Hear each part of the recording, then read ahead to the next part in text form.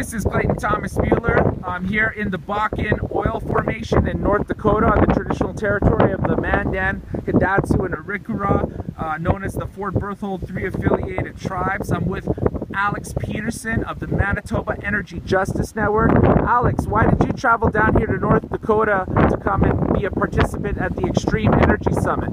I came down here to North Dakota because I wanted to make a connection with the people in the Bakken oil field, because there's a proposal for the Energy East pipeline to actually have a connector pipeline to the Bakken oil field down here in North Dakota. So we found it really important to really bring the politics of stopping at the source to our pipeline fight in Manitoba. I wanted to come down here as a delegate from Manitoba Energy Justice Coalition and really get a sense of the struggles of the Indigenous communities and the landowners down here as they kind of deal with the corporate invasion of the Bakken oil field industry. How did it feel to travel around on the Toxic Tour and to see the impacts on local community people and to hear testimony from tribal members from Fort Berthold?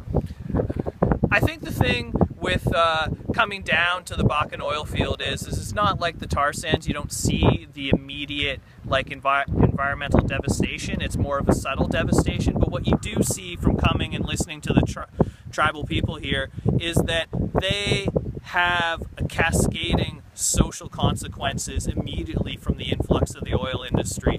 There's the man camps, there's the deaths from being hit by the influx of oil trucks, but there's also the devastation that's happened with going back of a history of environmental racism in the territory. So it really hits home for you that even in something that seems on the surface not to be as heavy extraction as the tar sands, which we have been fighting so far in Manitoba through the Energy struggle, that fighting the Bakken as well, it still has that cascading social effect. What are your thoughts on oil by rail versus pipeline and dispelling the myths that come with that whole wedge strategy of the industry?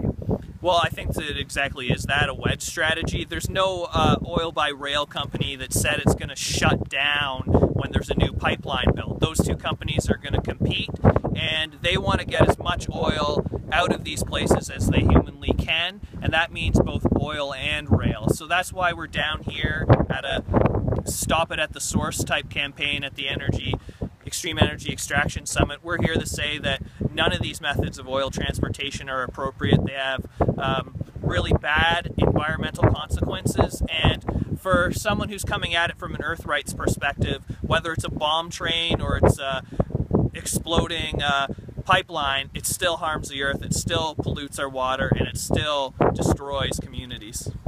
What are your thoughts on the climate crisis and the connection to extreme energy like here in the Bakken? Well, I think here in the Bakken what we see is that when there's no environmental justice or environmental racism analysis of pursuits of energy security, we see the absolutely abominable effects on local communities. In Manitoba, I can relate it to that because here you have the three tribes who are basically being sacrificed for the US's energy security and for oil exports. In Manitoba, we have the Northern Cree folks who are being sacrificed for powering Manitoba Hydro and the complete destruction of their home territories so that we can displace coal in the US and displace coal in Canada and actually power the Energy East pipeline. So what I'm seeing is that no matter where I go in these extreme energy fights, that there's just a baseline and a foundation of environmental racism. Where can people get more information about Manitoba Energy Justice Coalition?